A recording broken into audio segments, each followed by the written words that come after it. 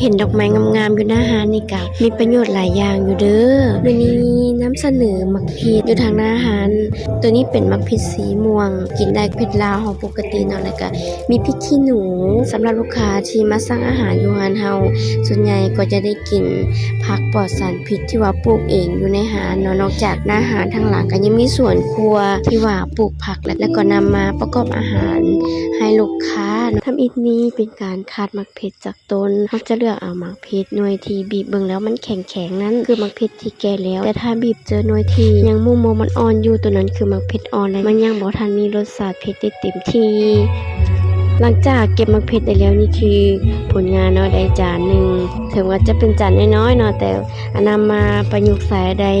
อาหารหลายจานอยู่เด้อสำหรับมื้อนี้เราจะนำเอามักเผ็ดมากินกับส้มหมูนั่นเองก่อนอื่นต้องประยุกต์ใส่ใบตอง